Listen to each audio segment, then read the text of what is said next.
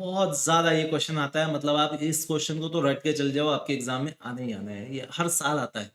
हे, तो अब तक एग्जाम देकर ही पता तो चल ही गया होगा कि कॉन्सेप्चुअल बेस्ड क्वेश्चंस आ रहे हैं, और साइकोलॉजी से ज़्यादा कॉन्सेप्चुअल बेस्ड क्वेश्चंस किसी भी नहीं आते हैं। ये मेरे पिछले 5 साल की टीचिंग एक्सपीरियंस है। हर साल 8 से 10 बच्चों के 100 आउट ऑफ 100 आते हैं, and there is a formula for it. और आज इस वीडियो में I am going to share that formula with this practice paper, and I hope this will help you a lot. And if you want more practice papers with the complete syllabus, it will be covered on a crash course. So let's start this practice paper. The formula for this is topic, subtopic and concept. कैसे इसको समझेंगे, कुछ keywords को कैसे समझेंगे और उस question को कैसे डिड्यूस करेंगे, ये समझने की कोशिश करेंगे इस पूरे वीडियो में। थोड़ा लंबा होगा बट वर्थ होगा।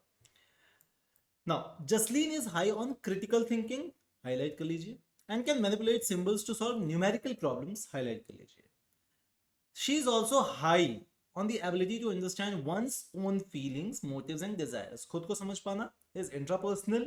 न्यूमेरिकल प्रॉब्लम्स को सॉल्व कर पाना लॉजिकल। कहाँ से याद आ रहा है ये, तो कुछ याद आ रहा है हार्वर्ड गार्डनर और समथिंग लाइक दैट, जिसमें मल्टीपल इंटेलिजेंस थ्योरी की बात की हुई है।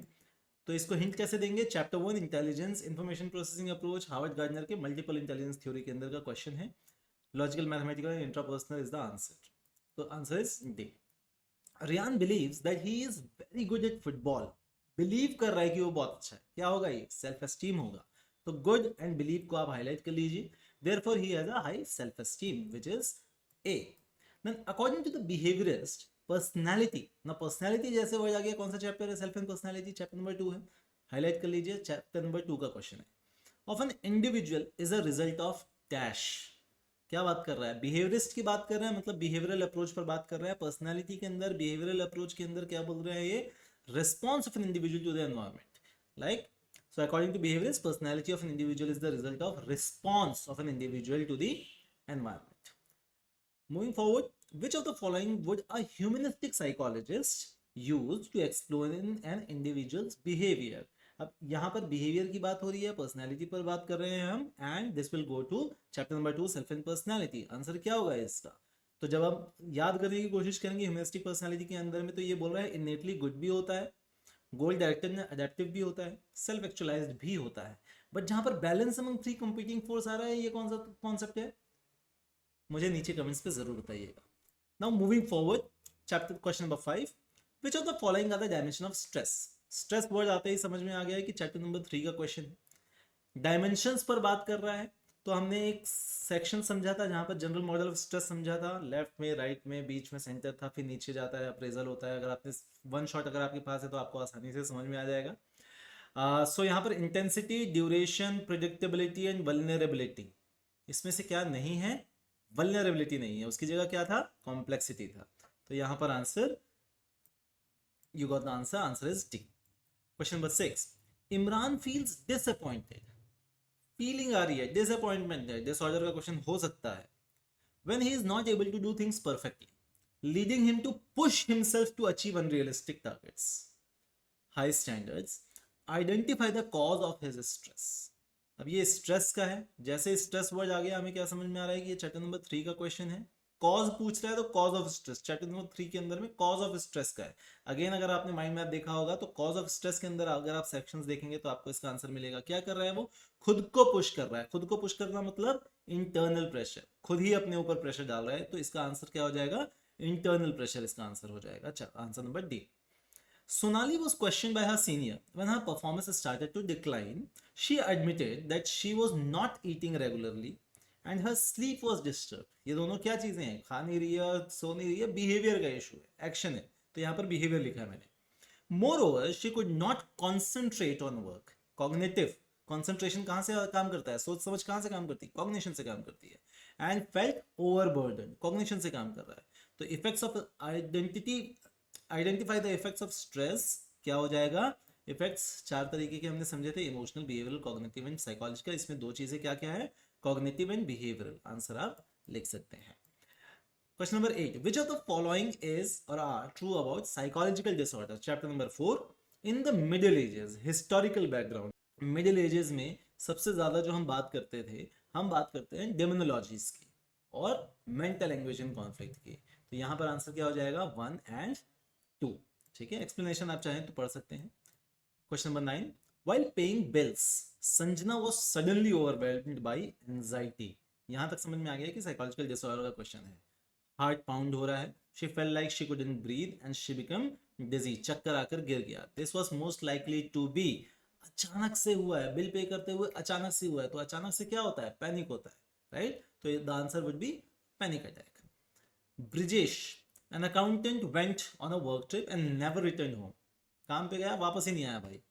Years later, he was found by a friend in another city where he was working as a laborer. He was living with a new identity। वो भूल चुका है सब कुछ, and had no idea or memory of the past। सब कुछ भूल चुका है। भूलना मतलब कुछ डिसएसोसिएशन सा हो रहा है, जहां पर हम अपने याददाश्त भूल रहे हैं। जहाँ पे हमने एकता कपूर के एग्जांपल्स की बात करी थी, तो यहाँ पर क्या हो रहा है, ये फ्यूज है, जीवन का कुछ हिस्सा जो है वो भूल जा रहा है। तो यहाँ पर आंसर क्या हो जाएगा, फ्यूज हो जाएगा। हिंट क्या लिखेंगे, चैप्टर नंबर 4 डिसोसिएटिव डिसऑर्डर का क्वेश्चन है। लिखने की जरूरत नहीं है, अगर आपको याद है तो आप ये कैलकुलेशन अपने दिमाग में भी कर सकते हैं। और जनरली हमारे दिमाग में हम ऐसा ही कैलकुलेशन करते हैं जब भी हम आंसर लिखते हैं। ये कॉन्सेप्ट आप अपने हर सब्जेक्ट के लिए अप्लाई कर सकते हैं। साइकोलॉजिस्ट होने का कुछ तो फायदा होगा, right. In the following statement, अब असर्शन एंड रीजन का आपको सिंपल सा फॉर्मूला समझाता हूं मैं आपको कैसे सॉल्व करना है। The principle of reciprocal inhibition, क्या समझ में आया। रेसिप्रोकल इनहिबिशन में कहाँ पढ़ा था, कौन से चैप्टर में पढ़ा था, याद करने की कोशिश करो। चैप्टर नंबर 5 में हमने पढ़ा था, बिहेवियरल टेक्निक्स के अंदर में। States that the presence of two mutually opposing forces at the same time will lead to a stronger force inhibiting the weaker one। होगा क्या ऐसा, ट्रू है या फॉल्स है, नीचे बताना कमेंट में। रीजन क्या बता रहा है यहाँ पर, क्या इसकी वजह से होता है। पहले तो दोनों का ट्रू और फॉल्स करना है, ट्रू फॉल्स दोनों को लिख लेना, उसके बाद आगे बढ़ेंगे आप। The principle of reciprocal inhibition is a procedure wherein the client learns to behave in a certain way by observing the behavior of a therapist। क्या इस रीजन की वजह से रेसिप्रोकल इनहिबिशन होता है क्या, थोड़ा सा सोचना है अपने को और समझ में आएगा कि सेकंड वाला जो है वो फॉल्स है। और क्योंकि सेकंड वाला फॉल्स है तो बात ही खत्म हो गई, the answer would be C. ठीक है, moving forward, chapter number 12, question number 12। Amit throws temper tantrums every time he goes to the market with his parents। क्या कर रहा है, tantrums दे रहा है, behavioral issue है। He insists that they buy him a new toy every time। behavioral issue दिख रहा है। Identify the most suitable behavioral technique to modify this unwanted behavior। अब क्या पूछ रहा है सवाल यहाँ पर, behavioral technique बतानी है अपने को। तो behavioral technique हमने कुछ समझे थे। इसके लिए जो सबसे ज़्यादा इस तरीके के केसेस में सॉल्व करते हैं, या बच्चों को सुधारने के लिए अगर इस तरीके का क्वेश्चन आता है, तो आपने क्या लिखना है, डिफरेंशियल रीइंफोर्समेंट लिखना है, जहां पर आप पॉजिटिव रीइंफोर्समेंट देते हैं वांटेड बिहेवियर के लिए, नेगेटिव देते हैं अनवांटेड के लिए, या फिर इग्नोर कर देते हैं अनवांटेड को। That was differential reinforcement. सबसे ज़्यादा बच्चों को संभालने के लिए इस तरीके के ये हेल्प करता है। ठीक है, what is the chief benefit to the client in cognitive therapy. Cognitive therapy में क्लाइंट को क्या बेनिफिट होता है, कॉग्निटिव थेरेपी है, सोच समझ की प्रॉब्लम है, इरेशनल बिलीव्स की प्रॉब्लम है, तो क्लाइंट को क्या बेनिफिट होगा, सिंपल सी बात है, क्लाइंट को बेनिफिट होगा the client is able to replace his irrational thoughts with rational ones. ठीक है, in the following question, again assertion and reason का क्वेश्चन है, क्या बोल रहा है, ट्रू फॉल्स पे करेंगे सबसे पहले। We assign causes to the behaviour shown in specific social situations, this process is called attribution. ये हमने पढ़ा है तो ट्रू है। We are also interested in why people behave in ways they do, therefore we assign a cause to the behavior। True है या false है, true है या फॉल्स है, जल्दी नीचे कमेंट्स पे फटाफट। राइट, ट्रू है। अब प्रॉब्लम हो गई, अगर दोनों ट्रू है तो फिर हमें ए और बी में से आंसर देखना पड़ेगा। सेकंड वाला जो है वो सपोर्ट करता है ए को, तो आंसर क्या हो जाएगा, both are true, reason is the correct explanation of assertion A. Anna, the head girl of the school, gives more opportunities to the members of Red House। जैसे ज्यादा अपॉर्चुनिटी किसी को दे रहे हैं, हमने समझ में आ रहा है कि यार ये कहीं पर तो प्रेजुडिस या डिस्क्रिमिनेशन जैसा कुछ कुछ तो है, ऐसा समझते हैं क्या है। Those of blue or green house, this is because she feels they are less capable। कैसे, how she feels, इसका कोई एक्सप्लेनेशन नहीं दिया, उसको सिर्फ लगता है, मतलब यहाँ तो कुछ तो दिक्कत है भैया, कुछ तो गड़बड़ है यहाँ पर। She even ignores the advice of teachers to give equal opportunities to all the houses, which strategy will help in handling the prejudice। तो यहाँ तक तो समझ में आ गया कि भैया prejudice था। strategies of handling prejudices हमने समझा था, कुछ 3-4 चीजें थी, राइट। अगर आपने माइंड मैप आपके पास होगा तो आपको समझ में आ जाएगा, आपके सामने है तो आप लेकर बैठिएगा अभी फिलहाल जब हम प्रैक्टिस कर रहे हैं। तो यहाँ पर आंसर क्या आ जा रहा है, by increasing her interaction with the members of all the house। जब वो लोगों से मिलेगी तो उसकी जो प्रेजुडिस है, क्योंकि उसको फील हो रहा है ना कि वो इनकेपेबल है, तो फीलिंग कैसे खत्म होगी? जब वो मिलेगी लोगों से और उनको लगेगा कि अरे यार नहीं तो ये कर पा रहा है, ठीक है। Then which of the following is a feature of attitude? Attitude word आ गया, चैप्टर नंबर 6 का है। फीचर ऑफ एटीट्यूड में हमने क्या क्या समझा था? Centrality, behavioural, cognitive and effective. क्या हो सकता है इसमें? Centrality, right. A work group was formed to organize the annual sports competition in a school. Group बन रहा है, चैप्टर नंबर 7 का क्वेश्चन है। At a particular stage there was a lot of conflict in the group. किसी stage में बहुत conflict होता है। मैंने माइंड मैप के चैप्टर नंबर 7 में इसके बारे में बताया भी था, इस क्वेश्चन के बारे में, कि कॉन्फ्लिक्ट जो है वो सबसे ज्यादा कब होता है? जब ये डिसाइड हो रहा है कौन क्या काम करेगा, किसकी क्या डेजिग्नेशन होगी। सबसे ज्यादा जो लड़ाइयाँ होती है वो उसी समय पे होती है कि मैं करूंगा, मैं नहीं करूंगा, एंड थिंग्स लाइक दैट। तो ये इसका मतलब है कि ये जो है स्टॉर्मिंग स्टेज पर काम होता है। और उसके बाद क्या होता है? Norming stage is the third stage. तो 5 स्टेज होते हैं। क्या क्या होता है? चलो फटाफट रिवाइज करो, नीचे बता दो पहले, ठीक है, कमेंट में। क्या क्या स्टेज होता है? सबसे पहले हम फॉर्म करते हैं ग्रुप, फिर स्टॉर्मिंग होती है, फिर नॉर्मिंग होती है, फिर परफॉर्मिंग होती है, और फिर एडजनिंग स्टेज होता है। Question number 18, in which of the following in the following question a statement of assertion and reason है। पहला, situation and circumstances in which one is placed influence one's behaviour. ठीक है, ट्रू है या false है? True है। The situational influences are so powerful that individuals with similar personality traits respond to them in almost the same ways. Same ways पे करते हैं क्या लोग परफॉर्म या रिस्पॉन्ड? नहीं करते, फॉल्स है। आंसर सिंपल है, सी, राइट। Question number 19। अब यहाँ पे हमारा 1 मार्क्स के जो क्वेश्चंस थे वो खत्म हो गए, ठीक है, बट हम फॉर्मूला अभी भी वही यूज करेंगे आगे के क्वेश्चंस के लिए। Ivan experiences distress and is constantly complaining of snakes crawling. Chapter number 4 hallucinations के ऊपर हमने सुना था कि यार सोमैटिक hallucination नाम का कुछ होता है जिसमें ऐसा लगता है कि शरीर के अंदर कुछ चल रहा है। Identify the disorder, हमने सोमैटिक hallucination disorder है, ये हमने समझ लिया। And the symptom that Ivan is experiencing and explain any one negative symptom of this disorder. तो स्किज़ोफ्रेनिया है, स्किज़ोफ्रेनिया का नेगेटिव सिम्टम के अंदर में आप कोई भी 1-2 जो भी आपको याद आता है। क्या क्या नेगेटिव सिम्टम्स थे नीचे अगेन कमेंट्स में बताइएगा। Then Fatima communicates her feelings and views clearly. जब भी आप अपनी बातों को सही तरीके से प्रेजेंट कर पाते हैं, चैप्टर नंबर 3 का क्वेश्चन है, उसे बोलते हैं असर्टिवनेस, ठीक है। She could say no to a request or state an opinion without being self conscious. Which life skill is she using? Simple keyword हमने हाईलाइट कर लिया था, हमें समझ में आ गया असर्टिवनेस इसका आंसर है।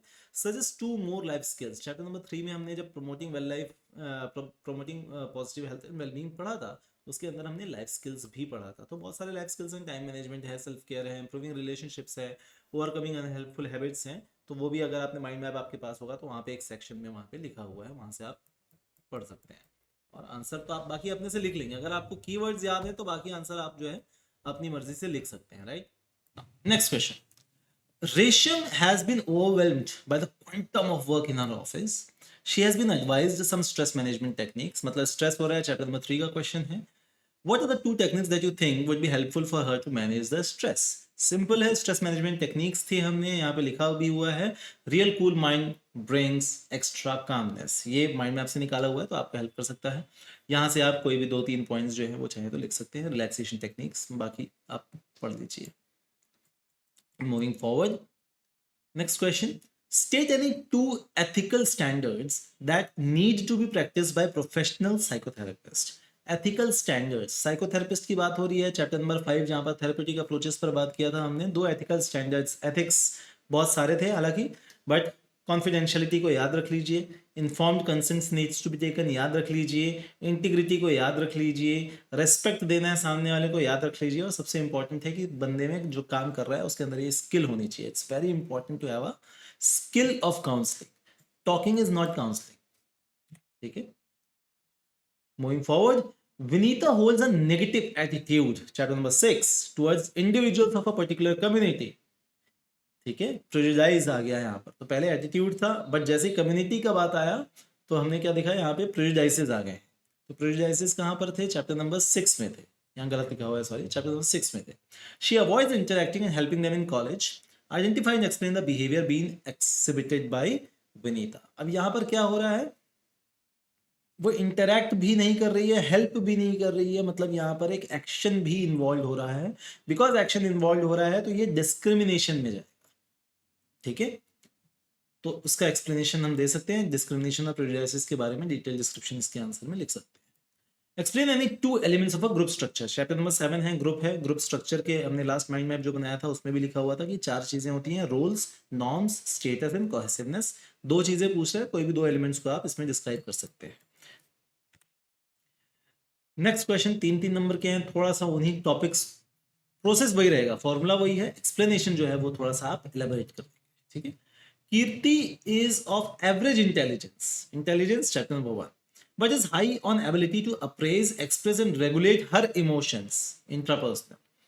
Identify the intelligence that she exhibits and why is she receiving so much attention these days. Suggest some ways to enhance this kind of intelligence of schools, right?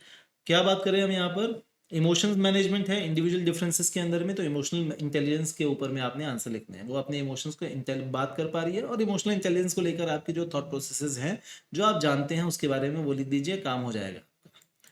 ठीक है, बाकी आप यहाँ से एक बार पढ़ सकते हैं आंसर।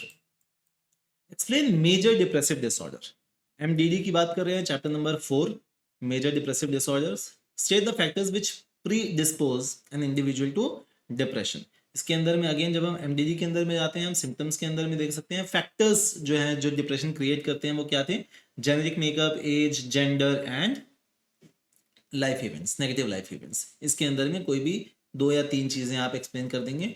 मेजर डिप्रेसिव डिसऑर्डर को एक्सप्लेन करेंगे तो 1 नंबर का तो ये हो गया, बाकी स्टेट द फैक्टर्स तो 2 कोई भी आप एक्सप्लेन कर दीजिए, तो 1 और 2 मार्क्स मिला के आपके 3 नंबर का आंसर ये हो गया।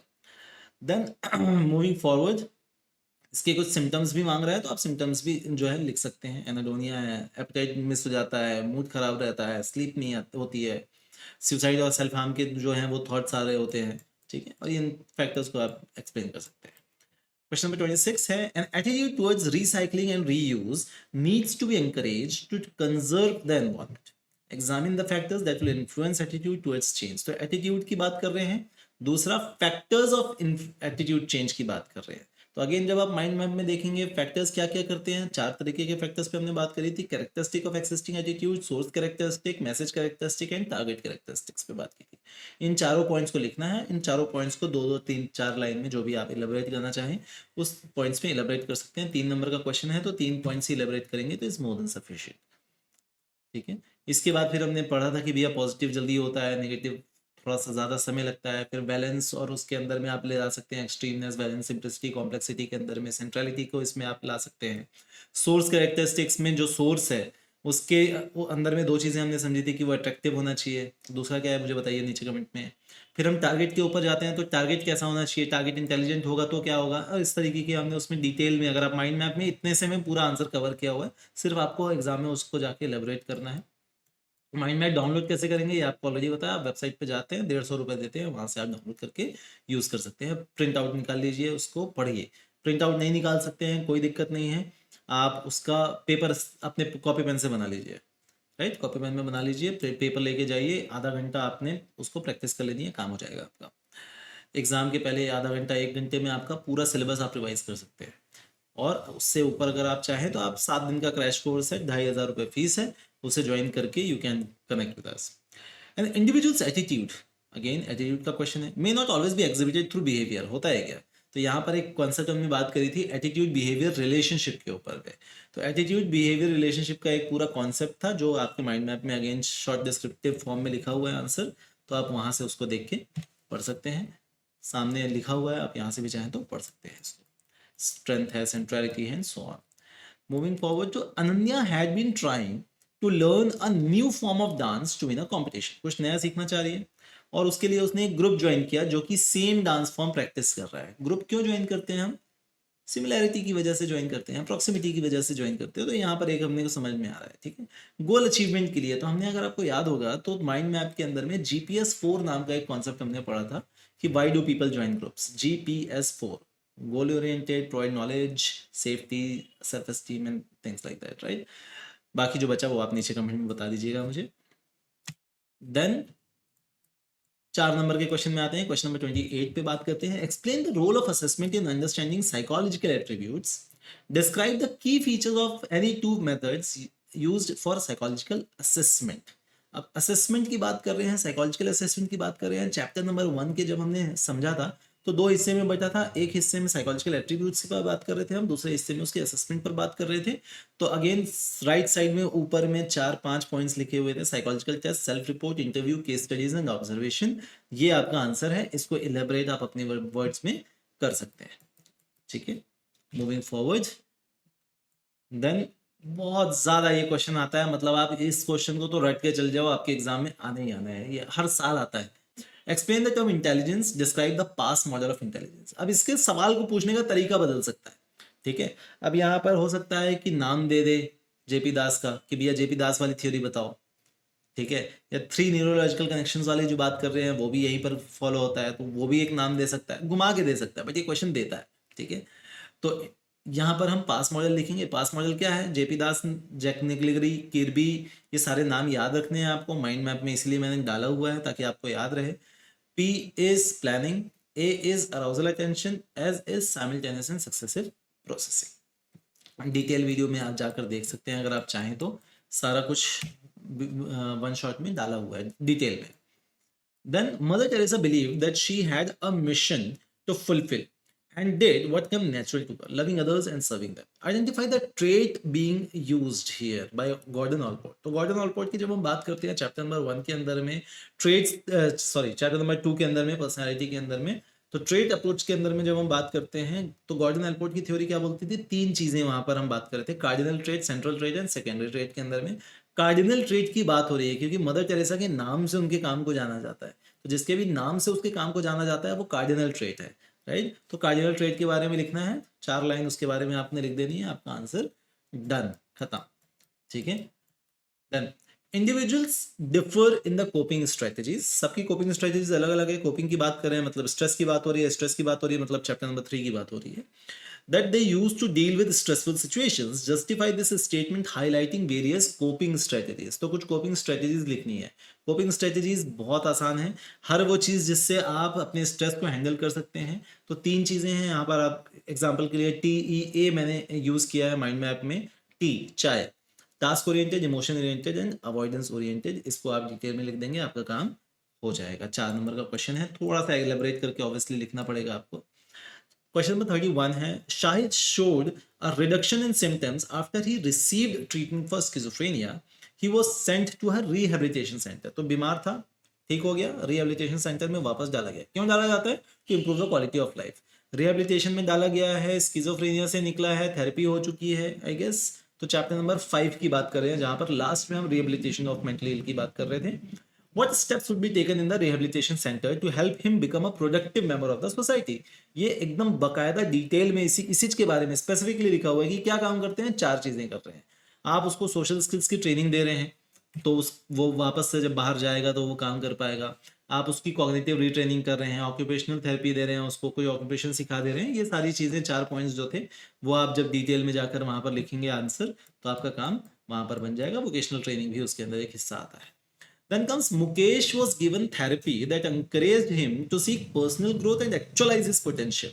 Based on these principles, therapy की बात कर रहे हैं। कौन सी थेरेपी? पर्सनल ग्रोथ की थेरेपी। पर्सनल ग्रोथ और एक्चुअलाइजिंग की बात हम जनरली ह्यूमनिस्टिक एक्जिस्टेंशियल थेरेपी के अंदर में करते हैं। तो चैप्टर 5 के अंदर ह्यूमनिस्टिक एक्जिस्टेंशियल थेरेपी तक तो हम समझ गए कि इसके अंदर से आएगा।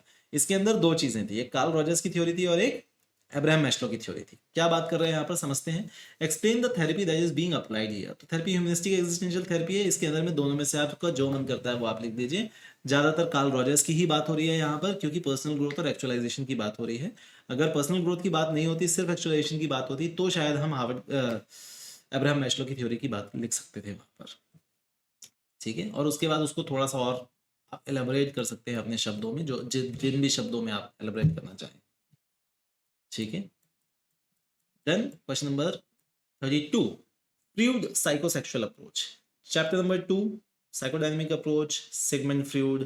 इसके अंदर में क्या बोल रहा है? Psychosexual approach. साइकोसेक्सुअल अप्रोच की जहां पर बात आती है वहां पर हम समझते हैं कि वो 5 हिस्से में बात कर रहे थे, oral, anal, phallic, latency and genital stage के अंदर में। इसको आपने एलेबरेट करना है, साइकोडायनेमिक के अंदर में आपका काम हो जाएगा। साइकोसेक्सुअल अप्रोच उसी को बोलते हैं।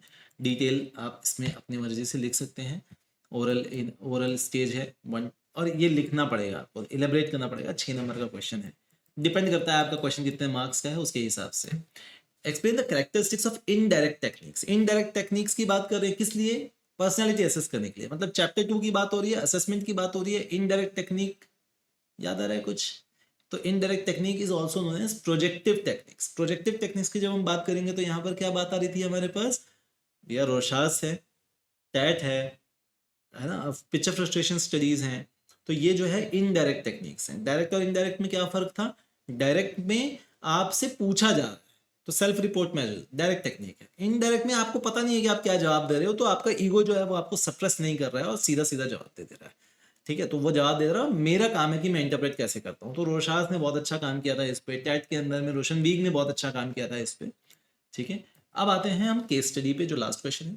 तो मलय एक 9th का स्टूडेंट है जो मेंटल हेल्थ क्लिनिक में कंप्लेंट लेकर उसको पहुंचे हैं कि भैया पैसा चुराता है, झूठ बहुत बोलता है, setting fire to household items, teasing young girls of the locality and passing lewd remarks and making obscene gestures. ये सारा क्या दिखा रहा है? बिहेवियर दिखा रहा है। कैसा बिहेवियर दिखा रहा है? कंडक्ट खराब है ना, इसकी हरकतें खराब है।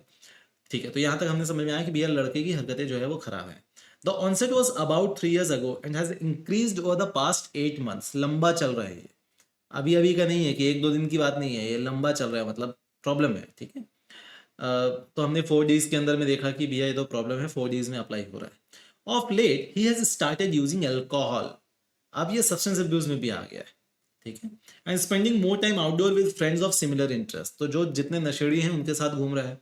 School report suggested gradual development of inappropriate behaviour such as, inappropriate behaviour में भी है, तो वहां पर भी बिहेवियर का कंडक्ट खराब थे, यहाँ पर बिहेवियर यहाँ पर भी खराब है कि स्कूल नहीं जा रहा है, playing truant, instigating fellow students to pass silly remarks in class, disrespectful attitude towards elders, ultimately resulting in frequent school absenteeism mixed with local goons and excessive aggression।